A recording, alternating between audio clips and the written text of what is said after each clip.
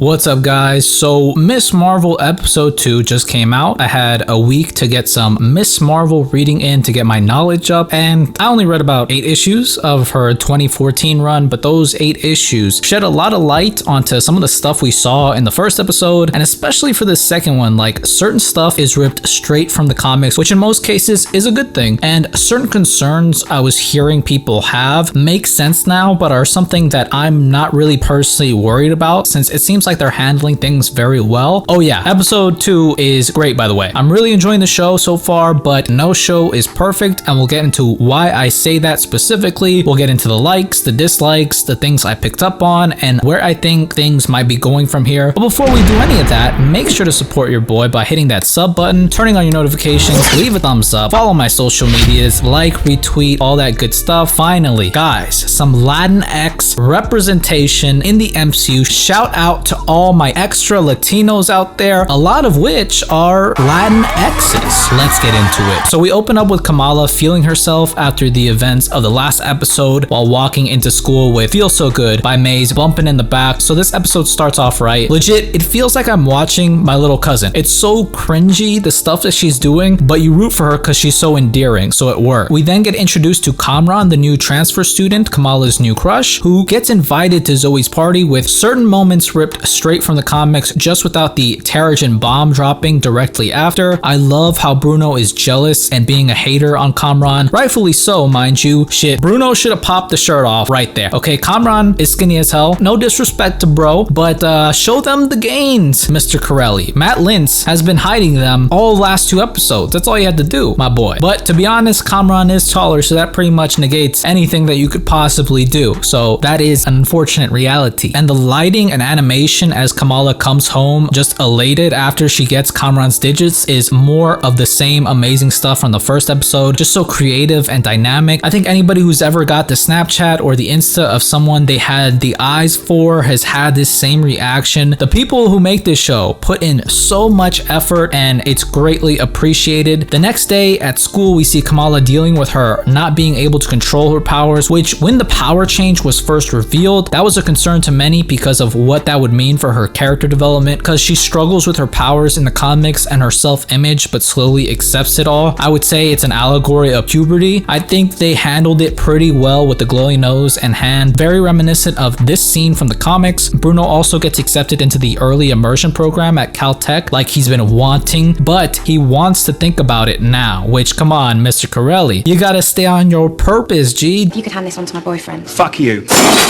Whiskey? Don't let a girl get in the way of greatness, player. Same to Kamala for letting Kamran distract her from her training, specifically balance and concentration, which will come up later on. And a lot of people took umbrage with her line about Eid Mubarak, calling it the lesser one, which I still don't really understand what Eid Mubarak is. I have Muslim homies who are actually in Karachi and even in UK, and I have yet to ask them their thoughts on how Islam is being handled in the show, mainly due to my condition called the Big Lazy. But that could be the part I'm missing that's actually taking the show down, because everything else is working really well for me. But I'm just ignorant to the religion and culture, and I've heard lots of mixed reviews about how they're handling it. But I believe the people who write the show are Muslim, if not all, a majority of them are. So maybe it's the case there's a delineation between Islam practice in the East versus the West, possibly. Again, not sure. But if you are a practicing Muslim, I'd be interested to hear your thoughts on how they're handling it in the show. They also brought up the partition